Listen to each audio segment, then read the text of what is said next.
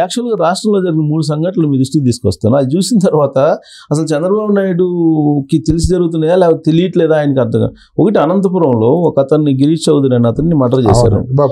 కర్నూలు జిల్లా పత్తికొండ. కర్నూలు జిల్లా. అనంతపురంలోనేమో లాల్ బాషా అనే ఒక అతన్ని మర్డర్ చేశారు 3 రోజుల క్రితం. ఇవాళ ఇంకో కేసు బయటకు వచ్చింది. అదేంటంటే ఎప్పుడో దాడి చేస్తారు, ఎలక్షన్ రోజు దాడి చేస్తే వాళ్ళ మీద కేసులు పెట్టాల. ఇవాళ ఒక 27 మంది ఇవాళ నిన్న పెట్టారంట కేసులు వాళ్ళు. తర్వాత విజయవాడ సత్యనారాయణపురంలో ఒక ఆఫీసులోకి వెళ్ళి 15 మంది ధ్వంసం చేశారంట. ఎందుకు వచ్చారు, ఎందుకు ధ్వంసం చేస్తారంటే చెప్పడం కూడా చెప్పలేదంట. మొత్తం ధ్వంసం చేసేసి వెళ్ళిపోయారంటే వాళ్ళ మీద ఇంతవరకు కేసులు పెట్టాల. మొహమాటానికి పోతేనండి ఏదో సామెత ఉంటుంది, మొత్తం సామెత లాగా. వీళ్ళ సాచివేత ధోరణి ఏంటో తెలియట్లేదు. వీళ్ళు మరి ట్రూ డెమోక్రటిక్ అనుకోవాలా లేదా చేతకాంతనం అనుకోవాలా, మళ్ళీ ఏంటో మనకు అర్థం కావట్లేదండి. నేను మీరు అన్నట్టు ఆయన పత్తికొండ కుర్రాడిని హత్య చేసిన రోజు 4వ తారీఖు ఇప్పుడు హత్య జరిగింది పత్తికొండలో. వెళ్తా అంటే వేట కొడవలతో చంపేశారు. 4 ప్రమాణ స్వీకారం చేసిన తర్వాత కౌంటింగ్ అయిపోయిన 5వ తారీఖు 6వ తారీఖు జరిగింది. 5వ అవుతుంది. నేనేం ఆశించానంటే ఎన్నికల ముందు మీరు చంద్రయ్య పల్నాడు చంద్రయ్య పాడి మోయటం, లేకపోతే ఇంకో చోటకి వెళ్ళటం, ఎలాగో ఎలక్షన్ అయిన తర్వాత కూడా ఇటువంటి దాడులు జరిగినప్పుడు లోకేష్ వెళ్ళి అక్కడ పరామర్శకు వెళ్తాడని నేను ఆశించాను సిఎస్ గారు. ఎందుకంటే ఓన్లీ ఓట్ల కోసం పదవుల కోసమే కాదు, గెలిచిన తర్వాత రిలాక్స్ అవటం కోసం కాదు కదా. తర్వాత కూడా జరిగిన దాంట్లో నేను ఉన్నాననే భరోసా ఆ కుటుంబాలకు ఇవ్వాలి కదా. కర్నూలు వెళ్ళి ఒక్కసారి పరామర్శ చేయడం, మధ్యలో గ్యాప్ ఉంది కదా, కౌంటింగ్ వచ్చేదాకా టైం ఉంది కదా. నేను అధికారం రాగానే నేను తప్పకుండా అప్పుడు తెలిసిపోయింది కదా ఏంటి అనేది. అధికారం గురించి పక్కన పెడదామండి, వెళ్ళేసి ఒకసారి భుజం మీద చేసేస్తే ఎంత ఉపశమనం కలుగుతుంది, పార్టీకి ఎంత మైలేజ్ వస్తుందండి. దాని మీద రెస్పాండ్ కాదు అసలు. ఇంతవరకు ఒక స్టేట్మెంట్ ఇచ్చారండి. అదేమంటే పార్లమెంటరీ కమిటీ వాళ్ళు వెళ్తే వాళ్ళు వెళ్ళేది అక్కడికి. అంటే జనాల్లో ఇప్పుడు మీ ఓట్ల ముందు మీరు తిరిగారు కదా, అందరి చోట్ల వెళ్ళారు కదా. మీకు అమరావతి నుంచి కానీ హైదరాబాద్ నుంచి కానీ ఎంత దూరం, కర్నూలు అనంతపురం ఎంత దూరం, లేకపోతే ఇంకోటి ఎంత దూరం. మీకు పదవిలోనూ మీకు ఇదే ముఖ్యమా? 2 గంటల పాటు వెళ్ళేసి ఆ కార్యకర్తల ఇంటికి వెళ్ళి భుజమే చేసి వస్తే వాళ్ళకి కన్సోల్మెంట్ కదా. అంతకన్నా ధైర్యం ఏముంటుంది, ఇంకేముంటుంది, ఏం కావాలి. ఇంక ఇదే చేయలేనప్పుడు రేపు భవిష్యత్తులో కార్యకర్తలు మీరు ఏ రకంగా కాపాడుకుంటారని ఒక నమ్మకం కలుగుతుంది కార్యకర్తల్లో. మీరు చుట్టూ చేరిపోతారు. ఇప్పుడు భజన చేసేవాళ్ళు రోజు చేరిపోతారు, ఆహా ఓహో అని చెప్పి చేసేవాళ్ళు చేరిపోవచ్చు. ఆల్రెడీ తిరుగుతున్న వాళ్ళు 50% పైగా వైఎస్ఆర్ కాంగ్రెస్ పార్టీ వాళ్ళు ఉన్నారనేది. ఇప్పుడు రేపు అన్ని చాంబర్ల దగ్గర, మంత్రుల చాంబర్ల దగ్గర కానీ, సీఎం చాంబర్ల దగ్గర చుట్టూ కానీ, లోకేష్ దగ్గర చుట్టూ కానీ మొత్తం ఈ బ్యాచ్ ఉన్నారండి. ఇంకోటి సిఎస్ గారు, నాకు మొన్న 3 రోజుల నాడు అందిన సమాచారం ఏంటంటే పోలీసులో 3 నెలల దాకా ట్రాన్స్ఫర్ లేవని చెప్పారంట. అవును, 3 నెలల దాకా మేము ముట్టుకోము, ఏం చేయమనేటప్పటికీ మొన్న ఎవరైతే ఎన్నికల ముందు డబ్బులు ఇచ్చుకుని సిఐలుగా, ఎస్ఐలుగా, డిఎస్పీలుగా క్షేత్రస్థాయిలో వాళ్లే కదా ఉండేది. ఎస్పీలు జిల్లా స్థాయిలో ఉంటారు అనుకోండి, అది ముఖ్యమంత్రి చూస్తారు అనుకోండి. ఈ క్షేత్రస్థాయిలో ఉండే వాళ్ళందరూ కూడా డబ్బులు ఇచ్చుకుని మొహమాటాల కొద్దీ పోస్టులు తెచ్చుకున్నారు, క్రీమ్ పోస్టులు, డిఎస్పీ వరకు. వాళ్ళందరూ కూడా 3 నెలల పాటు కుమ్మేస్తారు డబ్బు. మేము డబ్బులు ఇచ్చాం కాబట్టి నిర్దాక్షిణ్యంగా చేసేస్తారు. ఇచ్చిన డబ్బులతో పాటు కొంతమంది తెలుగుదేశంకి అనుకూలమో క్యాస్ట్ పేరుతోనో లేకపోతే వర్గం పేరుతోనో లేదా పలానా వాళ్ళ బంధుత్వాలు ఉన్నాయని బయటికి తీసి వాళ్ళందరినీ లూప్ లైన్లో పడేసి హింసించారు. రకరకాల పడేసి నిబద్ధత కలిగిన వాళ్ళు కూడా. వాళ్ళల్లో అసంతృప్తి ఉందా? తర్వాత ఈ అవినీతి పరులందరూ కూడా డబ్బు సంపాదించిన వాళ్ళందరూ మనం బీజేపీ దగ్గరికి వెళ్ళి బీజేపీ ద్వారా ఆ రూట్ నుంచి నరుకొద్దాం, లేకపోతే ఎమ్మెల్యేల దగ్గరికి వెళ్దాం, ఎమ్మెల్యేలకు డబ్బులు ఇచ్చేసేస్తే ఎవడో అతీతుడు కాదు కదా. గెలిచిన వాళ్ళు ఎవరైనా ఇదే కదా. లేకపోతే జనసేనకి వెళ్ళి జనసేన నుంచి వేరే కార్డులు వాడదాం, అక్కడి నుంచి చేపించుకుందాం. లేకపోతే ఇక్కడికి వెళ్ళిపోయి ఇక్కడ తెలుగుదేశంలో మనకు ఎవరన్నా మంత్రులు అయితే మంత్రుల దగ్గరికి వెళ్ళేసి, లేదా మంత్రులు చుట్టాల దగ్గరికి వెళ్ళేసి, పార్టీ ఆఫీసులో కొంతమంది పైరవీకారులు ఆల్రెడీ మొదలైపోయారు, మీకు పోస్టింగ్లు ఇప్పిస్తామని చెప్పేవాళ్ళు. ఇవన్నీ మరి బాబు గారు ఆ లోకేష్ దృష్టిలోకి రావాలి, పెట్టుకుని దాని మీద ఇమీడియట్ గా ఇనిషియేట్ చేయాలి. ఏది అసలు వాళ్ళేం పట్టించుకోవట్లేదు అని చెప్పి క్యాడర్ ఫోన్ చేశారు, బాగా పనిచేసినటువంటి వాళ్ళు. 3 రోజుల నుంచి చూస్తా అంటే బాధ అనిపిస్తుందండి. నేను చాలా సంస్కారవంతమైన హ్యాండిల్ ఒక ఆయన ఉంటాడండి, నేను ట్విట్టర్లో చాలా ఫాలో అవుతా ఉంటా. పాపం చాలా సభ్యత, సంస్కారవంతమైన, చదువుకున్నాడు, విద్యావంతుడు అండి. ఇది 3-4 ఏళ్ళ నుంచి చూస్తూ ఉంటా, తను చాలా ట్వీట్లు చేస్తూ ఉంటాడు. నేను చూసి నేను ఇదే తెలుగు భాష మీద ఆయనకున్న దీని మీద చూసి నేను ఫాలో అవుతూ ఉంటా.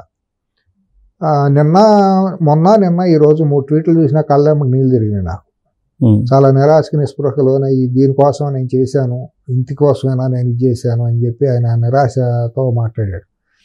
మాట్లాడుకుంటే అంటే ఆయన బ్రాహ్మణ్, ఆయన కమ్మ కాదు, లేకపోతే ఇంకో రెడ్డి కాదు, ఇంకొక ఇది కూడా కాదు. ఆయన చాలా సంస్కారవంతుడు, చదువుకున్న వ్యక్తి, హైదరాబాద్లో ఉద్యోగం చేసుకుంటాడు. ఆయన అటువంటి వాళ్ళ మనసులోనే ఈ రకమైన వేదనకి అవకాశం కలుగుతుంది. వీళ్ళు చేస్తుందంటే ఇప్పుడు ఇంత మ్యాండేటరీ ఇచ్చారంటే 164 స్థానాలు ఇచ్చారంటే ఇదేది చంద్రబాబు నాయుడు నమ్మకం కాదు కదా. జగన్మోహన్ రెడ్డి తీసిపోయి వ్యవస్థలను నాశనం చేశారని చెప్పి మీరు బాగు చేయండి అని చెప్పి ఇచ్చారు. 2019లో కావాలని కోరుకున్నారు, చంద్రబాబు నాయుడు ఓడగొట్టలేదు, మాకు అతను కావాలి అనుకున్నారు, కోరుకున్నారు. 2024 వద్దు అని ఇసి నేలకేసి కొట్టారు. ఈయన చంద్రబాబు గారిని రమ్మని చేయమనేది కాదు, ఈయన వచ్చారు. ఎందుకంటే ఈయన ఒక స్టాల్ వాడు కాబట్టి, డెమోక్రసీ కోసం ఫైట్ చేసిన మనిషి. ఆ వయసులో కూడా ఆయన ఇచ్చిన ఉత్సాహం ఉత్ప్రేరకంతోనే అందరూ నమ్మకంతో ముందుకు వచ్చారు. ఆయన కావాలని కూడా ప్రజలు కోరుకున్నారు, దాంట్లో డౌట్ లేదు. ఆయన పార్టీయే కాకుండా, ఆయన పార్టీకి సంబంధించిన వాళ్ళే కాకుండా న్యూట్రల్స్ ఎవరైతే 20%, 15 to 20% స్వింగ్ ఉందో వాళ్ళందరూ కూడా చంద్రబాబు నాయుడు వస్తేనే రాష్ట్రం బాగుంటుంది అనేది రియలైజ్ అయ్యారు. మళ్ళీ తిరిగి మ్యాండేట్ ఇచ్చారు. వద్దనుకోవడంతో పాటు ఈయనకు వస్తే బాగుంటుందని కూడా కోరుకున్నారు. ఇవాళ ఇది బాధ్యత ఉన్నట్టే కదా, రిలాక్స్ అవ్వకూడదు కదా. కళ్ళ ముందు 10 ఏళ్ల పాటు నీకు ఎదురు లేకుండా ఏమీ లేదు కదా. అడుగు తీసి బయట పెట్టాలంటే 40% ఓట్లతో రేపు పొద్దున్న రోడ్డు మీదకి వస్తాడు అసాంఘిక శక్తులను వెంటేసుకుని. మళ్ళీ ఓదార్పు అంటాడు, దొంగ ఏడుపులు ఏడుతాడు. ఓదార్పు ఎవరిని ఓదార్పుతాడండి? నాకు విచిత్రం ఏంటంటే సార్, విశ్వసనీయత విలువలతో కూడిన రాజకీయం అంటారు సార్. అది ఎలా అనిపిస్తుంది మీకు? ఒకటి చెప్పనా, మీకు చింతామణి డ్రామా ఐడియా ఉందో? చిన్నప్పుడు ఏమైనా చూశారు చింతామణి? విన్నా, చూడలేదా? చాలా గొప్ప డ్రామా. దాంట్లో చింతామణి తల్లి ఉంటుంది, ఆవిడికి 2 కూతుళ్ళు సార్. సహజంగా మరి ఆ వృత్తిలో ఉన్న వాళ్ళకి తండ్రులు ఎవరో తెలియదు కదా. 2 పిల్లలు ఉంటారు. ఆమె లతప్ప అంటారు. శ్రీహరి మామూలుగా అయితే లతప్ప అని, సుబ్బిశెట్టి క్యారెక్టర్ లతప్ప అని పిలుస్తూ ఉంటుంది. ఆ లతప్ప ఏమనుకుంటుందంటే, ఊళ్ళో అందరూ శీలం చెడిపోయిన వాళ్ళే, నేను ఒక్కదాన్ని శీలం కలగదాన్ని, శీలవతిని ప్రతివతని అని అనుకుంటుంది అనమాట. అనుకుని ఊళ్ళో అందరినీ తిడతా ఉంటుంది, అది అట్ట ఇది ఇట్ట అని. గురువింద కింద సామెత, గురువింద కూడా కాదు, గురువిందగా ఉండి కొద్దిగా మచ్చ ఉండొచ్చు. మొత్తం బురదలో పొరులుతా ఇక నీతి, నిజాయితీ, నిబద్ధత, విశ్వసనీయత గురించి మాట్లాడటం అంటే అంతకంటే అసాంఘికం, అంతకంటే నవ్వు వచ్చేదో ఇంకేమన్నా దేవుతుంది. నాకేమనిపిస్తుంది అంటే సార్, ఒక పులిచ్చి నేను శాఖాహారిని నన్ను నమ్మండి అన్నట్టు నమ్మారు కదా మూర్ఖులు, మూడులు జనం నమ్మి అధికారం ఇచ్చి మోసపోయారు, భారీ మూల్యం చెల్లించారు. రాష్ట్రాన్ని పాలపొంగులాగా వచ్చిన రాష్ట్రాన్ని సర్వనాశనం చేసేసారు. మళ్ళీ కింద నుంచి మళ్ళీ పునరుద్ధరణ. మళ్ళీ నిన్న మీరు స్పీచ్ అన్నారో లేదు, మీరు చూడరు కాబట్టి నేను ఒక ఇంపార్టెంట్ పాయింట్ చెప్తా. నా అతి మంచితనం, నా అతి నిజాయితీ వల్లే నేను నష్టపోయాననే ఫీలింగ్ లో ఉన్నాడు. నాకు కంపరం అండి. ఆ వ్యక్తి గురించి మాట్లాడాలన్నా, వినాలన్నా, అతని గురించి చర్చించాలన్నా కూడా స్వేర్ నాకు కింద నుంచి కడుపులోంచి దేవుతుంది, అసహ్యం పడుతుంది. అసహ్యం కూడా చిన్న మాటే, నాకు ఎక్కడికి వెళ్ళాలో కూడా నాకు తెలియదు. ఇప్పుడు అది కాదు కదా. సరే, మీలాంటి వాళ్ళు అసహించుకుంటున్నారు, చేదరించుకుంటున్నారు. ఇప్పటికి కూడా 40% మంది అతను కళ్ళార్పకుండా అబద్ధాలు చెప్తుంటే నిలువున దుర్మార్గం అండి. మరి నమ్ముతున్నారు కదా. మరి ఎందుకుంటారు సమాజంలో? మరి రాములు వారిని ద్వేషించే వాళ్ళు ఉంటారు, రావణాసుడిని ప్రేమించే వాళ్ళు ఉంటారు. ఇవాళ సినిమాల్లో మరి విలన్లు ఎక్కువగా ప్రేమించే క్యారెక్టర్లు కూడా ఎక్కువ ఉన్నాయి. సమాజంలో మారుతున్న వికృత సమాజంలో అటు ఇటు రెండేపులా ఉంటారు, అంతేగాని పూర్తిగా మంచి వాళ్ళు ఉంటారు. ఈ మధ్య ఆయన ఏదో రామాయణం మహాభారతం గురించి చెబుతున్నాడు. శకుని అంటాడు, శిశుపాలుడు అంటాడు, శ్రీకృష్ణుడు అంటాడు. ఎవడో రాసిస్తాడండి, కిరాయిడు ఒకడు ఉన్నాడు, వాడు రాసిచ్చే స్క్రిప్ట్ అంతా చదవటమే. దేశానికి ఎలా చెప్పమనండి పోనీ, నేను ఎదుట గబుక్కుని లేపి భారతదేశానికి 4 ఏపులో ఏమేమి ఉంటాయో చెప్పమానండి. సింపుల్, అవసరంలా. మీడియా ప్రెస్ మీట్ కండక్ట్ చేయమనండి, ఎన్ని వద్దు అనవసరం. విశ్వసనీయత, సింగనాథం, జీలకర్ర పక్కన పెట్టండి. దమ్ముంటే నీకు నిజాయితీ, నీ విశ్వసనీయత ఉంటే విజయవాడలో ప్రెస్ మీట్ పెట్టు, మీడియాని బిలు నిష్పక్షపాతంగా. అర్ణబ్ కూడా సవాల్ చేశాడు, నేను చేస్తున్నా వాళ్ళు మీ ద్వారా. నీ విశ్వసనీయత, సింగనాథం, జీలకర్ర పక్కన పెట్టు. నువ్వేంటో గొప్పవాడు తేలాలంటే నీ విశ్వసనీయత, నీ పాదయాత్రలు, నీ ఓదార్పు యాత్రలు ఇవన్నీ చూద్దామంటే నువ్వు అంత పెద్ద పులివి పుడింగివి అయితే నువ్వురా ప్రెస్ మీట్ పెట్టు. విజయవాడలో ప్రెస్ మీటు, ఢిల్లీలో ప్రెస్ మీటు, తాడేపల్లిలో మన హైదరాబాద్ ప్రెస్ క్లబ్లో ప్రెస్ మీట్ పెట్టు. తేలిపోతుంది కథ ఏంటో. ఎవడో స్క్రిప్ట్ రాస్తే కిరాయాడు నెలవారి జీతగాడు ఎవడో స్క్రిప్ట్ రాస్తే ఒక పేపర్లో పనిచేసేవాడు ఏదో ఒక టీమ్ ఆఫ్ పెయిడ్ ఆర్టిస్టులు స్క్రిప్ట్ రాస్తే ఇంగ్లీష్లో రాస్తే దాన్ని తెలుగుని ఇంగ్లీష్లో రాయాలి. తెలుగు కూడా చదవటం రాదు, పాడు లేదు. ఆ చదువుకి నా ముక్కు పట్టుకుని వచ్చేసి 4 మాటలు ఒక నంగనాచి మాటలు మాట్లాడితే అయిపోయింది. ఆ జనం నమ్ముతారా? అయ్యి మళ్ళీ లెగవటం అనేది అసంభవం అండి. మళ్ళీ ఆ శక్తి, ఆ వికృతమైన శక్తి లేచిందంటే చంద్రబాబు గారు చేసిన ద్రోహమే అవుతుందండి. తెలుగుదేశం చేసిన ద్రోహం. అయ్యన్న పాత్రుడు ఏదో ఒక మాట అన్నారని చెప్పి నేను రియాక్షన్, జగన్మోహన్ రెడ్డి ఇంకా సావలేదు, కరెక్ట్, రాజకీయంగా సావలేదు అన్నాడు, తప్పేమన్నాడు. కానీ ఆయన వేరే విధంగా ప్రజల్లోకి తీసుకెళ్తున్నాడు. ఎట్టా ఏం చేసినా అంతేనండి. వాళ్ళు మొగడు కొట్టి మొగసాలకు ఏడిచినట్టు వాళ్ళు దాంట్లో సిద్ధహస్తులు. ఆయన అన్న మాటను క్లియర్ గా ఉంది, రాజకీయంగా సావలేదు అన్నారు. తప్పేముంది దాంట్లో? ఉన్నమాట అన్నారు. ఆయనకి 10% 5% రాజకీయంగా అయిపోయాడు, టోటల్ గా రూట్ అవుట్ అయిపోయింది, ఇంకేమీ లేదని అనే మాట వేరే సంగతి. అవును, సావలేదు, రాజకీయంగా సావలేదని అంటారు. అది సహజంగా రాజకీయంగా చావలేదని అంటారు. ఇప్పటికే ఎవరమైనా అంటాం ఆ మాట. అవును, చావలేదు అన్నందుకు దాన్ని వేరే వేరే కోణం నుంచి సొంత మీడియా తోటి బాగా అవుతున్నాడు. తర్వాత అచ్చెన్నాయుడు ఈ అనిత చేసినటువంటి కామెంట్లు కూడా మరో కోణంలో తీసుకెళ్తున్నాడు పబ్లిక్ లో. దాంట్లో వాళ్ళు సిద్ధహస్తులండి. మసిపూసి మారేడుకాయ చేయటంలో, తిమ్మిని బమ్మిని చేయటంలో వాళ్ళు సిద్ధహస్తులండి. దాన్ని టార్గెట్ చేసి ఇది చేయటంలో తెలుగుదేశం వైఫల్యం ఉందండి. మొన్న కూడా తెలుగుదేశం సోషల్ మీడియా తరపున కంటే కూడా న్యూట్రల్స్ ఉన్నవాళ్ళు ఎక్కువగా సోషల్ మీడియాలో బాధ్యత తీసుకున్నారండి. అవును, అంటే సోషల్ మీడియా తెలుగుదేశం వాళ్ళు నేను లేదని అంటలేదు, వాళ్ళలో పాపం కొంతమంది 5 ఏళ్లుగా పోరాడిన వాళ్ళు చాలా మంది ఉన్నారు. కానీ మీరు అన్నట్టు న్యూట్రల్స్ బాధ్యత తీసుకుని కాదు దాన్ని మనం ఎక్స్పోజ్ చేయాలని వాళ్ళు తీసుకున్నారండి. అంతేగాని తెలుగుదేశం మొదటి నుంచి కూడా వైఫల్యం చెందటం మాట వాస్తవం అండి. 5 ఏళ్లలో 2014-19 మధ్యలో చిడతల భజనలో పొగడతలో తండ్రి కొడుకులు చుట్టూ చేరిపోయిన ఈ వందిమాగత బ్యాచ్ తప్పించి శత్రువు పక్కన రోడ్డు మీద పాదయాత్రతో తిరుగుతున్నాడు, దాన్ని మనం టార్గెట్ చేద్దాము, నష్టం ఏంటి అని విశ్లేషించినాడు. కానీ దాని దీర్ఘకాలికంగా వ్యూహాత్మకంగా తిప్పుకొడదామనే వాళ్ళు కానీ పార్టీలో కానీ ఎవరు లేరండి. చుట్టూ ఉండేవాళ్ళు అందరూ కూడా నా కార్పొరేషన్ చైర్మన్ వస్తుందా, లేకపోతే నాకు ఇంకా కాంట్రాక్ట్ వస్తుందా, లేకపోతే ఏమైనా కమిటీలో మెంబర్షిప్ వస్తుందా, దీనికోసమే ఎంపర్లాడారు. కానీ దీర్ఘకాలిక ప్రయోజనాల్లో పార్టీ మనం వచ్చింది 1 or 2% మార్జిన్తోనే మనం అధికారంలోకి వచ్చాము, దీన్ని మనం స్ట్రెంగ్తన్ చేసుకోవాలి, అవతల ఓటు బ్యాంక్ బలంగా ఉంది, అవతల ఏ రకంగా చేస్తే మనం బలపడతాము, అవతల బలహీనపరుస్తాము అనేది వ్యూహం చేయలేదండి. ఎంతసేపు అమరావతి కట్టొద్దంటలా, కానీ 24 గంటలు అమరావతిని చూపించుకుంటాం, పాదయాత్రలోనూ శంకుస్థాపనలోనూ కాదుగా మీడియాలో చూపించాల్సింది. అవతల శత్రువు చేసిన దుర్మార్గాన్ని మీరు ఎక్కడ ఎక్స్పోజ్ చేశారు? ఎక్స్పోజ్ చేయకపోగా ఇప్పుడు అచ్చెన్నాయుడు కానీ లేదంటే అనిత కానీ వీళ్ళు మాటల వరకే పరిమితం అయ్యేటప్పటికి అది అడ్వాంటేజ్ తీసుకున్నారు. చేతల్లోనేమో కనిపించట్లేదు. లేదండి, వాళ్ళు కూడానండి క్యాబినెట్ లో వాళ్ళు జరిగినాయి లోటుపాట్లు జరిగిన మాట వాస్తవం, అసంతృప్తి ఉన్నమాట వాస్తవం. క్యాబినెట్ లో అది ఓపెన్ గా మాట్లాడుకు తీరాలి. ఫస్ట్ స్టెప్ అదే కదా చంద్రబాబు వేసింది. 4వ ముఖ్యమంత్రి అయిన తర్వాత ఆయన వేసిన ఫస్ట్ స్టెప్ ఏదన్నా ఉందంటే క్యాబినెట్ తప్పులు జరిగినాయి. దాంట్లో అందరూ ఆహా ఓహో బ్యాలెన్స్ బాగుందా అంటున్నారు. అవి నేను మాట్లాడితే బాగోదు కాబట్టి నేను మాట్లాడిన ఇవాళ మీ సమక్షంలో కూడా నేను అది మాట్లాడకూడదు. నెక్స్ట్ స్టెప్ ట్రాన్స్ఫర్ లో జరిగింది, దాంట్లో బహిర్గతం అయింది. ఇంకా నిరాశ అనేది ఒకసారి ఆవహించిన తర్వాత మళ్ళీ పోలీసుల్లో మరి ఎమ్మటిని వెళ్ళిపోతుంది. నిన్న జిల్లాల వారీగా ప్రతి ఎస్పీ కూడా రివ్యూ చేస్తారు కదా, 2 నెలలు దాకా ట్రాన్స్ఫర్ లేవనే మాట ప్రతి జిల్లా ఎస్పీ ఒక మెసేజ్ ఇచ్చారని నాకు ఒక అధికారి వెళ్ళారని చెప్పి నాకు కింద స్థాయి నుంచి వచ్చిన సమాచారం. మరి అది కూడా తప్పు మెసేజ్ వెళ్ళిపోయినట్టు ఉద్యోగస్తుల్లో. నువ్వు 5 ఏళ్లలో ఐఏఎస్లు ఐపీఎస్ల కంటే కూడా డిఎస్పీలుగాను ఆర్డీఓలు ఎంఆర్ఓలు సిఐలుగా ఉండాలి చేసిన అరాచకాలు చాలా ఉన్నాయి. భూములు ఆక్రమించేస్తే లంబాడీలు భూములు, కడప జిల్లాలో ముస్లింలు లంబాడీలు భూములన్నీ ఆక్రమించేసుకున్నారు అక్కడ వైసీపీ వాళ్ళు. 4 లక్షల ఎకరాలు సుమారుగా అసైన్ ల్యాండ్స్ కనిపించట్లేదు అంట. అది వేరే భౌతికంగా ఓళ్ల మీద పడి లాగేసుకున్నారు. ఎంఆర్ఓల దగ్గరికి వెళ్ళినా కూడా పోలీసుల దగ్గరికి వెళ్ళినా కేసులు పెట్టలేదు. ఆ రోడ్డు అక్కడ పడేసి పొలాల్లో పడేసి కొట్టారు జేసీబీలు తీసుకెళ్లి. మీరు విజువల్స్ చూసే ఉంటారు కడప జిల్లాలో చాలా చోట్ల. అటువంటి వాళ్ళని మీరు ఇమీడియట్ గా సస్పెండ్ చేయాలి కదా. 10 మంది ఆర్డీఓల్ని ఎంఆర్ఓల్ని సిఐల్ని ఎస్ఐల్ని ఎస్ఐలు చేసిన దాష్టికాలు ఉండే అర్ధరాత్రి గోడలు దూకి వెళ్ళిపోయి తలుపులు బాగాలు కొట్టేసేసి బెడ్రూమ్ లోకి వెళ్ళి పిల్ల పాలిస్తా అంటే కూడా అక్కడ నిలబడి చూసిన దుర్మార్గులు రాక్షస నా కొడుకులు ఉన్నారు కదా. ఎటువంటి దుర్మార్గులు, అటువంటి దుర్మార్గుల మీద మీరు యాక్షన్ తీసుకోవద్దా? వచ్చిన 10 రోజులు అవగానే ఎవడో పలానాడు సస్పెండ్ చేయమని అనాలే వద్దా? అవును, హోమ్ మినిస్టర్ ఛార్జ్ తీసుకోగానే ఫస్ట్ స్టెప్ ఏం చెప్పాలి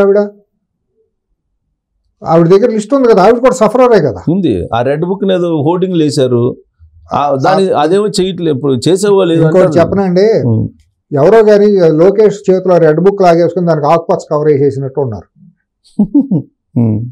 పాపం అదే నాకు అనుమానంగా ఉంది. మరి రెడ్ బుక్ మారిపోయింది, కలర్ మారిపోయింది, ఇప్పుడు ఆకుపచ్చ బుక్ అయిపోయిందేమో అనిపిస్తుంది. ఆ రెడ్ బుక్ లో పేర్లు ఏమైపోయినాయో తెలియదు, కలర్ మారిపోతే అయిపోయింది. ఇంకా ఆ రెడ్ బుక్ రాజ్యాంగం అంటున్నాడు ఇప్పుడు జగన్మోహన్ రెడ్డి. ఇక వాళ్ళు మాట్లాడాలి రాజ్యాంగం గురించి.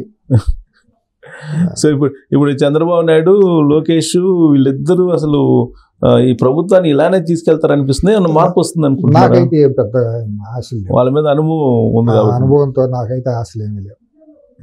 నేను చాలా నిరాశగా ఉన్నా. నేనేం కొట్టమని హత్య రాజకీయాలు చేయమని నేను చెప్పట్లేదు సుమా. చట్టబద్ధంగానే చేయాలి. చట్టబద్ధంగా మీరు అన్నట్టు అసెంబ్లీలో తీర్మానం చేసి 10 మందినో 12 మందినో అసెంబ్లీలో ఎందుకండి, ఇవాళ పోలీసులు సిఐలను, ఆర్డీఓలను, ఎంఆర్ఓలను ఇమీడియట్ గా సస్పెండ్ చేసేయండి. ఒక మెసేజ్ వెళ్ళిపోయింది సమాజంలోకి. గతంలో వీళ్ళు తప్పులు చేయడం వల్ల సస్పెండ్ చేశారు అని చెప్పి ఒక మెసేజ్ వెళ్ళిపోతే ఒక ఉపశమనం. ఇప్పుడు అమ్మిరెడ్డి అని ఎవరు అతను ఉన్నాడు, ఎస్పీగా చేశాడు. అమ్మిరెడ్డి అని ఇక్కడికి వచ్చి అసలు అక్కడ చేయాల్సిన, తిరుపతిలో చేయాల్సిన అనంతపురం వచ్చి తాడిపత్రిలో అతను చేశారు. రాజంపేటలో చేయాల్సిన డ్యూటీ రాజంపేటలో చేయాలి. డిఎస్పీ వచ్చేసి చైతన్య కదా సార్, అమ్మిరెడ్డి అనుకుంటా. చైతన్య వచ్చి ఇక్కడ డ్యూటీ చేశాడు, అనఫిషియల్ డ్యూటీ.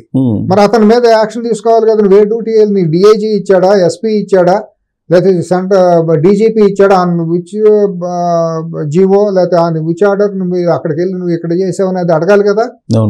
అటువంటి సింపుల్ అవి ఉన్నాయి కదా. అలాంటి వాటిని ఇమీడియట్ గా సస్పెండ్ చేస్తే, సంతకం పెట్టావు, హోమ్ మినిస్టర్ గా మీరు ఛార్జ్ తీసుకున్నారు, ఇమీడియట్ గా మెసేజ్ ఏమని వెళ్ళాలి, ఇదిగో నేను ఈ 10 ఫైల్స్ మీద సంతకం పెట్టాను, వీళ్ళ మీద యాక్షన్ తీసుకున్నానంటే ఆవిడ ఆకాశం ఎత్తు, ఆవిడకి ఇది పెరిగేది, ప్రభుత్వానికి కూడా ఒక మంచి పేరు వచ్చేది.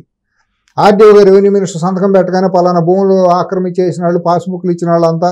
మరి మీరు మంత్రి అయిన తర్వాత 10 వారం రోజులు టైం ఉంది కదా, మీకు ఇంగిత జ్ఞానం ఉండాలి కదా. మంత్రులు అయిన తర్వాత మనం ఏం స్టెప్ తీసుకుంటే బాగుంటుందని, దానికి కూడా చంద్రబాబు గారికి చెప్పాల్సిన అవసరం లేదు కదా. అన్ని చంద్రబాబు గారితో చెప్పి మేము ఇట్లా చేయమంటారని అడగాలి. ఒకవేళ ఆయన కూడా నాకు చెప్పండి ఏం చేయొద్దన్నారో నాకు తెలియదు. నేను ఒక డెమోక్రటిక్ వేలో ఒక బాధ్యత కలిగిన రాజకీయ నాయకుడు చేస్తే బాగుంటుందని మనం అనుకుంటున్నాం. అసలు ఇటువంటి ఎక్కడ చర్యలు లేవు. మీరు అన్నట్టు ఐఏఎస్ ఐపీఎస్ ఇమీడియట్గా ఒక లెటర్ రాసేసి డిఓపిటీకి మాకు వీళ్ళు వద్దు, మా సరెండర్ చేస్తున్నాం, మాకు ఈ ఇన్స్టెడ్ ఆఫ్ ఈ స్ట్రెంగ్త్ మాకు కొత్త వాళ్ళని పంపమని అడగవచ్చు. అవును, దూకుడుగా వెళ్ళకపోవడానికి నరేంద్ర మోడీ ఏమన్నా హడ్డిల్స్, నరేంద్ర మోడీ ఇన్ఫ్లుయెన్స్ ఎవరండి? Narendra Modi, who is Narendra Modi? రాష్ట్రానికి అతను ఎవరండి? దేశానికి ప్రధాని అయితే మనకేంటండి? మీకు ఓటేసింది మోడీని చూసి ఓటేసారా? మీకు ఓటేసింది చంద్రబాబు నాయుడు గారికి ఓటేసింది చంద్రబాబు నాయుడు గారిని చూసి.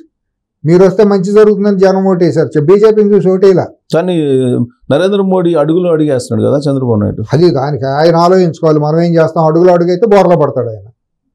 అడుగులు అడిగేస్తే ఈయన వెళ్ళి బొక్క బోర్లో పడతాడు. ఆయన అనిపించట్లేదా నరేంద్ర మోడీకి తెలియకుండా ఏమి చేసే పరిస్థితిలో లేడు చంద్రబాబు నాయుడు అనేది? ఎక్కువ ప్రయారిటీ ఇస్తున్నారు. అట్లా అనుకుంటలేదు, కానీ తెలియకుండా చేసే అంత బలహీనమైన వ్యక్తి అని నేను అనుకోను చంద్రబాబు గారు.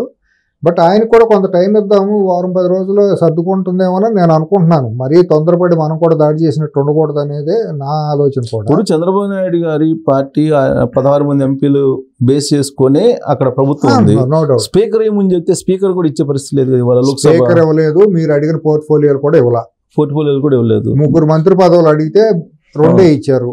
అవును, ఏమండి 6 అడిగారు, 6 అడిగినట్టు వచ్చింది న్యూస్ వచ్చింది. కానీ 3 అయితే ఖాయం అనుకుని ముందు సోషల్ మీడియాలో ఒక ప్రచారం జరిగింది. బీజేపీకి 1, జనసేనకు 1, తెలుగుదేశానికి 3. 6 అని అడిగితే ఇట్లా సర్దుబాటు చేసుకుంటారు. 3 ఏమో తెలుగుదేశం కానీ అన్నారు. 3టికి 2 కన్ఫైన్ చేశారు.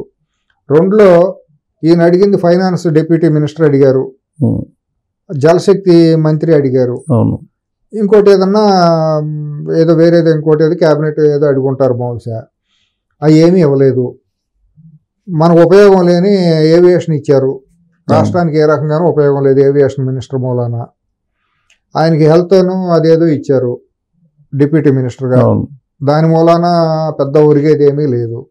జలశక్తి కనుక ఏదైనా వచ్చి ఉంటే పోలవరానికి ఫైనాన్స్ ఇచ్చి ఉంటే కొంత ప్రయారిటీలు ఉండేది, ఇచ్చాము మేము కూడా గౌరవించాం అనేది ఉండేది. నా వ్యక్తిగతమైన అభిప్రాయం అయితే ఆయన క్యాబినెట్లోకి వెళ్ళటం అనేది చేసిన పెద్ద తప్పు, మొదటి తప్పు అదే అని అనుకుంటా. కేంద్ర క్యాబినెట్లో తెలుగుదేశం వెళ్లకుండా దూరంగా ఉండుంటే మేము మంత్రి పదవిలోకి తీసుకోము, మాకు అవసరం లేదని కనుక ఒక 6 నెలలు వెయిట్ చేసి ఉంటే వివరిగా ఉండేది, మన ప్రయారిటీలు పెరిగాయి. ప్రతి నిమిషం వచ్చేసి ఏం కావాలని అడిగి చేసుకునేవాళ్ళు. ఇవాళ వీళ్ళిద్దరూ క్యాబినెట్లో ఉండటం మూలాన వీళ్ళు చేసేది ఏమీ లేదు, వచ్చే లాభం లేదు,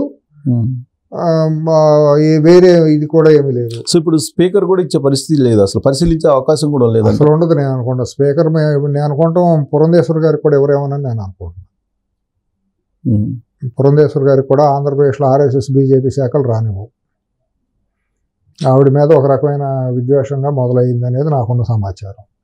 సో స్పీకర్ అంక కూడా రాదు, కూడా రాదు, ఇక్కడ తెలుగు వాళ్ళకే రాకపోవచ్చు అసలు. ఎందుకంటే ఆవిడ డిప్యూటీ స్పీకర్ ఏదో అంటున్నారు, ఏమన్నా చివరికి ఏమన్నా అటు ఇటు చేసి ఏమన్నా డిప్యూటీ స్పీకర్ వరకు ఏమన్నా ఆలోచిస్తారేమో. డిప్యూటీ స్పీకర్ ప్రతిపక్షానికి ఇస్తారు జనరల్ గా, ఏం లేదంటే కాదనేది ఎవరు? డిప్యూటీ స్పీకర్ ఇప్పుడు మాకే కావాలంటే మాత్రం కాదనేది ఎవరు? తెలుగుదేశం అంత సమర్థులైన వాళ్ళు ఎవరు లేరుగా సీనియర్లు డిప్యూటీ స్పీకర్ ఇవ్వడానికి. ఇప్పుడు నరేంద్ర మోడీ లేటెస్ట్ గా తీసుకుంది ఏంటంటే ప్రొటెం స్పీకర్ రేపు 24 నుంచి పార్లమెంట్ స్టార్ట్ అవుతుంది అనుకోండి. ఆ ప్రొటెం స్పీకర్ని ఎంపిక చేయాలంటే యాక్చువల్గా సీనియర్ కాంగ్రెస్ పార్టీకి సంబంధించిన పార్టీతో సంబంధం లేకుండా సీనియర్ గా పెట్టుకుంటారు. 8 సార్లు గెలిచినట్టు ఎంపీ ఉంటే 7 సార్లు గెలిచిన బీజేపీ అతన్నే పెట్టుకున్నాడంట ప్రొటెం స్పీకర్ గా. అంటే ఆయన సంకీర్ణ ప్రభుత్వం నడుపుతున్నట్టు కాకుండా బీజేపీ ప్రభుత్వం నడుపుతున్నాడు. సార్ ధర్మం లేదండి, బీజేపీలో వాళ్ళు ఉన్న మోడీ ప్రభుత్వానికి ధర్మం ఒక ఇదేమి లేదు, నైతికత ఏమీ లేదండి. అది సాంఘికంగా నడుస్తుంది గత 10 ఏళ్ళుగా అప్రతిహతంగా నియంత పాలన నడుస్తుంది. మొన్న చంద్రబాబు గారి ద్వారానన్నా ప్రజాస్వామ్యం పునరుద్ధరణ జరుగుతుంది దేశంలో అని అనుకున్నాం. నితీష్ కుమార్ గారు చంద్రబాబు గారు కనుక మేము తప్పకుండా మద్దతు ఇస్తాం, కానీ మీరు కొద్దిగా పరిశీలించండి, ముఖ్యమంత్రి పేరును పరిశీలించండి అని RSSకి BJPకి పరోక్షంగా సంకేతం పంపుంటే, ప్రైమ్ మినిస్టర్ పదవికి సంకేతం పంపుంటే వాళ్ళకు కూడా కొద్దిగా ఊపిరి పీల్చుకునే అవకాశం ఉండి అతను మార్చుకుంటానికి అవకాశం ఉండేదేమో. కానీ అదే చేయలేకపోవడానికి మనకెందుకు, వాళ్ళ అంతర్గతమైన సమస్య కదా. మనం సంకీర్ణంగా ధర్మాన్ని పాటించాలి. ఒకవేళ మనం కనుక ఏదన్నా మాట్లాడితే అవతల ఇండియా కూటమితో మనం చేతులు కలిపామనేది దేశంలో లేనిపోయిన అలర జరుగుతుందనే భయం పడి ఉండొచ్చు వీళ్ళు. అట్లాగే ఇండియా కూటమిలో కూడా ఒక ప్రధానమైన సూత్రధారి పాత్రధారి అనేది ఏమీ లేకుండా చల్లాచెదురుగా ఉంది. అక్కడ ఒక ప్రధానమైన లీడర్ ఎవరు ఏంటి అనేది ఎవరికాళ్ళు ఏమన్నా తీరేగా ఉంది. వాళ్ళని నమ్ముకుని వీళ్ళు ఏదో బార్గెయిన్ చేయడానికి కూడా ఉపయోగం లేదు చంద్రబాబు గారికి నితీష్ గారికి. సరే ఎవరి అవసరాలు వాళ్ళవి, దాని దృష్టిలో పెట్టుకుని మనం ఎందుకు అలరబట్టం, వాళ్ళ అంతర్గత విషయం కదా, పోనీ వాళ్ళే చూసుకుంటారు అన్నట్టు ఈయన ఉన్నారు అని అనుకుంటున్నా. స్పీకర్ పదవి విషయంలో తెలుగుదేశం పార్టీ కనుక అభ్యర్థిని పెడితే సపోర్ట్ చేస్తామని చెప్పి ఇండియా కూడా ఆఫర్ ఇచ్చింది. చంద్రబాబు నాయుడు ఏం చేయాలి మరి? అదే వాళ్ళు వేస్తున్నారు, వాళ్ళు బౌన్సులు గుగ్లీలు అన్నీ వేస్తున్నారు, క్రికెట్లు వేసినట్టు స్పిన్నింగ్ అన్నీ వేస్తున్నారు. ఈయన వేచి చూసే దూరంలో ఉన్నారు. కానీ ఈయన నేను అనుకుంటాం గతంలో చంద్రబాబు లాగా కూడా లేరండి, ఈయనలో చాలా మార్పు వచ్చేసింది. ఈయన దృఢ నిర్ణయాలు తీసుకునే కెపాసిటీ ఈయనలో లేదేమోనని నేను అనుకుంటున్నాను. అప్పటికే అసలు పాత రోజుల్లోనే దృఢ నిర్ణయాలు తీసుకుంటంలో చాలా కష్టం. 2014-19లోనే మనం 1999-2004 మధ్య చంద్రబాబు నాయుడు గారిని మనం చూడలేకపోయాం. ఆ రోజుల్లో 96-2004 మధ్యలో ప్రధానంగా ఆ రోజు ఉండ దూకుడు, ఆ రోజు ఉండ ఇది 2014-19 మధ్య మనం అసలు ఊహించలేకపోయాం, చూడలేకపోయాం. ఇంకా అంతకంటే కూడా ఇంకా మరి పెద్ద రకం వచ్చేసింది. ఆ పెద్ద రకం పనికిరాదండి.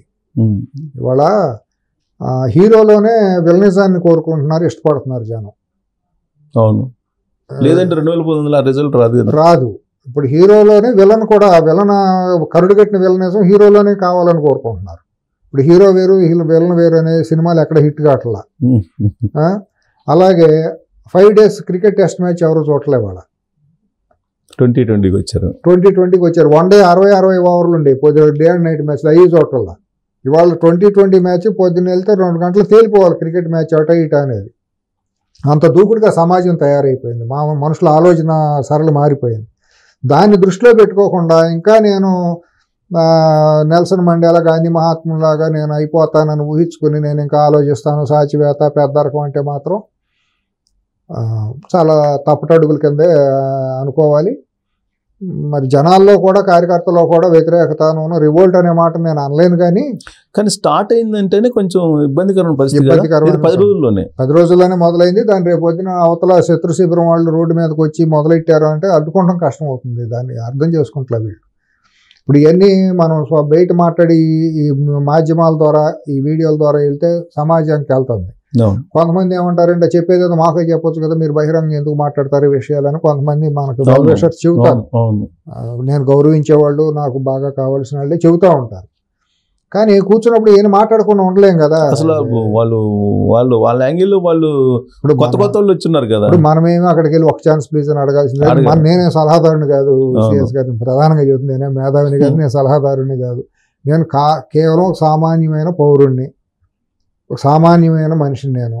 అందుకే అన్ని సమాజం మీద ఏదో అంటే ఒక రైతు బిడ్డగా పుట్టి పెరిగాం, గ్రామంలో పుట్టి పెరిగాం.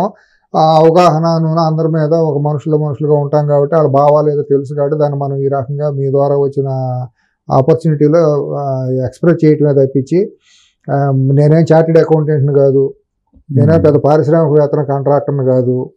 ఇప్పుడు అక్కడికి వెళ్ళాలంటే కొన్ని అర్హతలు ఉండాలి. ఆ ఎరీనాలోకి వెళ్ళాలంటే చార్టెడ్ అకౌంట్ లేకపోతే పారిశ్రామికవేత్త, కాంట్రాక్టర్, లేదంటే కనీసం 100 కోట్ల రూపాయల డీలు. 100కు మినిమం. అసలు 100 అనేది నథింగ్ మినిమం. నా స్థాయి అంత కాదు. నా స్థాయి ఏదో నాకు తెలుసు. నేను సామాన్య గ్రామీణ కార్యకర్తనే. ఒక పార్టీలో సామాన్య కార్యకర్త స్థాయి అదే స్థాయిలో ఉంటాను. నేను కార్యకర్తను కాదు, పార్టీలో ఏ సభ్యత్వం లేదనుకోండి, నాకు ఏ పార్టీతోనూ సంబంధం లేదనుకోండి. నేను సామాన్యమైన ఒక నాయకుడు, సామాన్యమైన కార్యకర్త దృష్టిలోనే నేను మాట్లాడుతున్నా. ఇవన్నీ నేను ఆయన తండ్రి కొడుకుల చుట్టూ వెళ్ళాలంటే, దగ్గరికి వెళ్ళాలంటే కూడా నాకు అర్హత లేదు. 1 కిలోమీటర్ దూరంలో కూడా నాకు అర్హత లేదు. ఎందుకు నా స్థాయి ఏదో నాకు తెలుసు. కానీ వాళ్ళు అంటే మనం బాధ ఏంటంటే మళ్ళీ ఇబ్బంది పడకుండా, రాష్ట్రాన్ని ఇబ్బంది పడకుండా, ఇబ్బంది పెట్టకుండా మనకు కావాల్సింది ఏంటంటే 5 కోట్ల ప్రజలు ఇబ్బంది పడతారు. ప్రజల దృష్టిలోనే మనం మాట్లాడుకునేది, పార్టీ దృష్టి కూడా కాదు. ఇవాళ పార్టీలు ఏ పార్టీ ఉంటుంది, ఏ పార్టీ పోతుంది అనేది మనకి ఇది కూడా కాదు. కాకపోతే ఏంటంటే నాకు ఇంకో స్వార్థం ఇంకోటి ఏదైనా అనుకోండి, తెలుగుదేశం వచ్చిన తర్వాత తెలుగు నేల మీద సామాజిక మార్పు, సామాజిక విప్లవం అనేది వచ్చిన మాట వాస్తవం.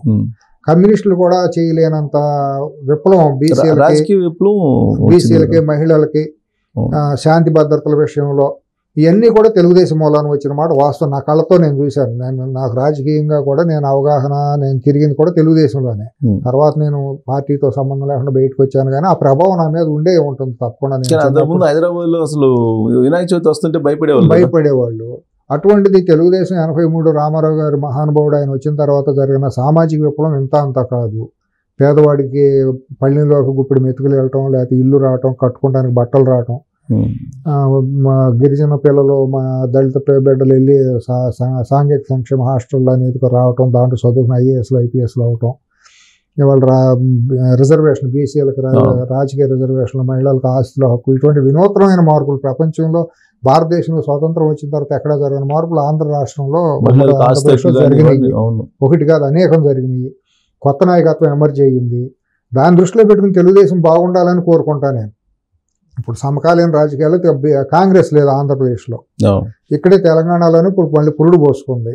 సరే, తను చేసిన చారిత్రక తప్పిదాలు కొంతమందికి మంచి అవ్వచ్చు, కొంతమంది చెడు అవ్వచ్చు అనుకోండి. సరే, ఇక్కడ ప్రజాస్వామ్యం కొద్దిగా మళ్ళీ మొక్క తొడిగిందని అనుకుందాం. తెలంగాణలో అది ఊపిరి పీల్చుకుంటున్నారు. అది మా మంచి మార్పు కోసం మనం అది కూడా ఇప్పుడు ఏదో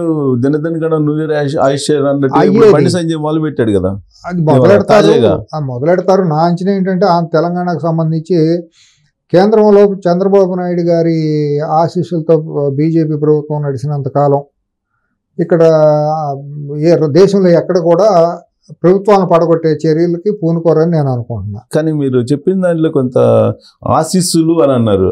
చంద్రబాబు నాయుడు ఆశీస్సులతో అక్కడ ఉందనుకో అని అనిపిస్తుందా? ఈ మొత్తం అనుమానం ఏముంది దాంట్లో? అనుమానం ఏముంది? తప్పకుండా దాన్ని ఒప్పు తీరాల్సింది. వాళ్ళు చంద్రబాబు దయాదాక్షిణ్యాలు భిక్షతోనే కేంద్రంలో బీజేపీ నడుస్తుంది. అలా లేదు కదా, వాళ్ళు అనుకోకపోవచ్చు, వాళ్ళ అజ్ఞానం అది.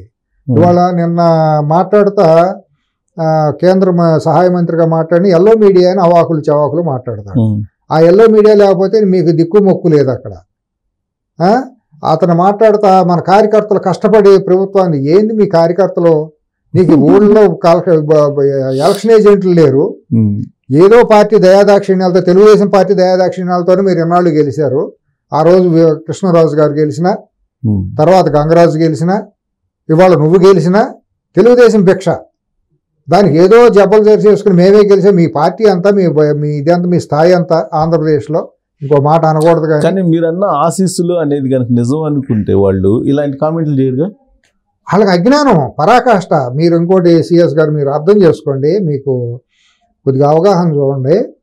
ఆర్ఎస్ఎస్కి సంబంధించిన వాళ్ళు, బీజేపీకి సంబంధించిన వాళ్ళు, రెండు ఉభయ రాష్ట్రాల్లో తెలుగు వాళ్ళు, మీరు ఎవరితో మాట్లాడండి, 10 మాటలు మాట్లాడితే 9.5 మాటలు చంద్రబాబు నాయుడు అనే వ్యక్తిని తిడతమే మాట్లాడతారు. అవును, చంద్రబాబు నాయుడు కారణంగానే బీజేపీ ఇన్ని రోజుల పాటు బలపడలేదు అనే ఫీలింగ్ లో వాళ్ళు ఉంటారు. వాళ్ళ దౌర్భాగ్యం అది, వాళ్ళ బలహీనత, వాళ్ళు ఎక్కడున్నాం అనేది వాళ్ళు ఆలోచించకుండా గత 10 ఏళ్ళు 2014 నుంచి 2023 వరకు ఏ రోజన్నా బీజేపీ ప్రజల కోసం పోరాడిందా తెలంగాణలో?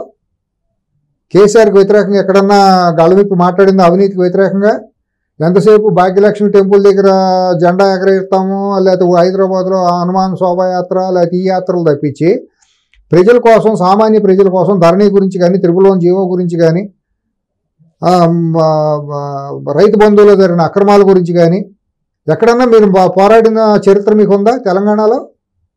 ఆంధ్రప్రదేశ్లో గత 5 సంవత్సరాల్లో అప్పుడు 2014-19 మధ్య చంద్రబాబు నాయుడు ముఖ్యమంత్రిగా ఉండగా చంద్రబాబు నాయుడు మీద దుమ్మెత్తిపోయటమును బురదెత్తిపోయటమే కదా మీరు చేసింది సంకీర్ణ ప్రభుత్వంలో కూడా. ఆయన కారణాల్లో మీలాంటి వాళ్ళ కారణాలతోనే బయటకు రావడానికి జరిగింది. అక్కడ ఆడు విగ్రహాలకు దోషం చేసేస్తున్నాడు, లేదా తిరుమలలో పింక్ డైమండ్ ఎత్తుపోయాడని చెప్పిందంటే మీ హస్తం లేదా? అవతలాడు అవాస్తవంగా అశుద్ధమైన ప్రచారం చేస్తా అంటే మీరు వాళ్ళకి భుజం కలిపారా లేదా? ఒక వర్గం వాళ్ళు వెళ్ళిపోయి దాంట్లో చేసే అర్చకులు అనేవాళ్ళు వెళ్ళిపోయి అవతల కొమ్ము కాసారా లేదా? ప్రధాన అర్చకులు వెళ్ళారు కదా, వెళ్ళాడు కదా, జగన్మోహన్ రెడ్డి ఇంటికి వెళ్ళాడు కదా, నిస్సిగ్గుగా వెళ్ళాడు కదా. ఎవరైతే తీసుకొచ్చి చీఫ్ సెక్రటరీగా చేసి బ్రాహ్మణ కార్పొరేషన్ ఇస్తే తనే వెళ్ళిపోయి ప్రచారం చేశాడు కదా చంద్రబాబు వ్యతిరేకంగా. ఇప్పుడు కూడా ఆయన వ్యతిరేకంగా మాట్లాడతాడు కదా. మరి ఇంత ఇది చేస్తా అంటే మరి 5 ఏళ్లలో గత 14-19 మధ్య ఇంత విధ్వంసం జరుగుతుంది. ఆంధ్రప్రదేశ్లో ఎక్కడన్నా పోరాటం జరిగిందండి ప్రభుత్వం మీద?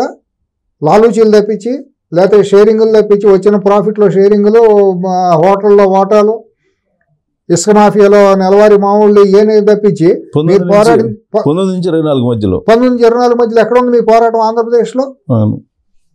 ఇదంతా బహిరంగ రహస్యం కాదా? సో ఇప్పుడు తాజాగా బండి సంజయ్ ఏమంటాడంటే ఎలక్షన్ సిద్ధంగా అండి, ఎప్పుడైనా ఎలక్షన్స్ రావచ్చు అనేది ఆయన నిన్న మాట్లాడినటువంటి మాట. తెలంగాణలో ఈయన కోరుకున్నట్టు ఎలక్షన్లు వస్తాయి అనుకున్నాం. బ్రహ్మాండ ఈ ఊరినే ఒడతూపులు తప్పించి వీళ్ళకి అవసరం వచ్చినప్పుడల్లా పడేస్తారు. ఎవరున్నారు ఇక్కడ ఆంధ్రప్రదేశ్ తెలంగాణలో ఎమ్మెల్యేలు దానికి సిద్ధం అవడానికి? ప్రభుత్వం ఎట్టబడిపోతుంది, ఏ రకంగా పడిపోతుంది?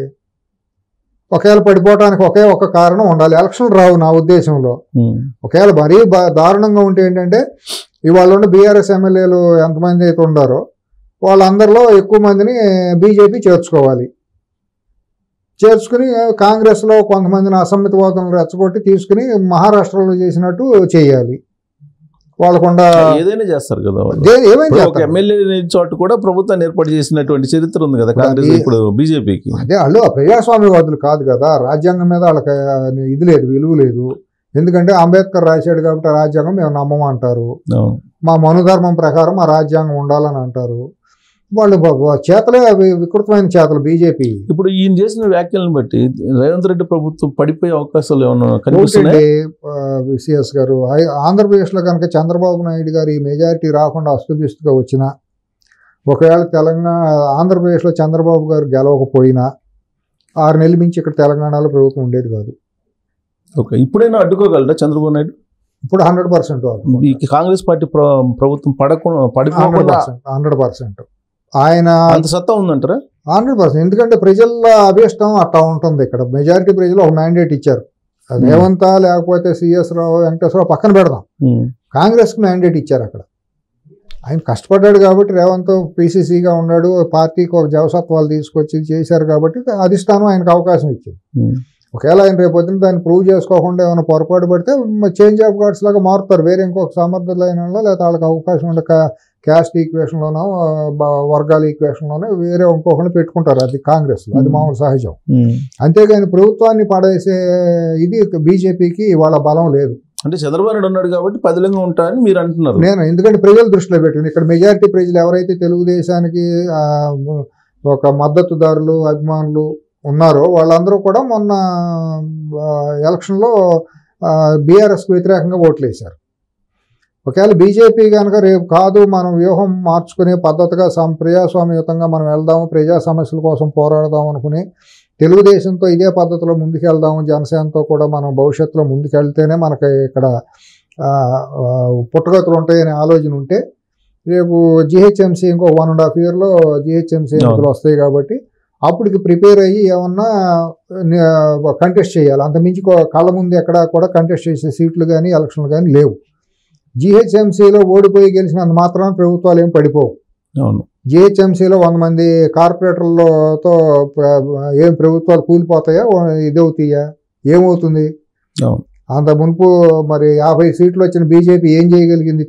హైదరాబాద్ జిహెచ్ఎంసీలో ఏం పోరాడింది ప్రజా సమస్యల గురించి? ఏం చేయలేదు కదా, కొల్యూడ్ అయ్యింది బీఆర్ఎస్తో.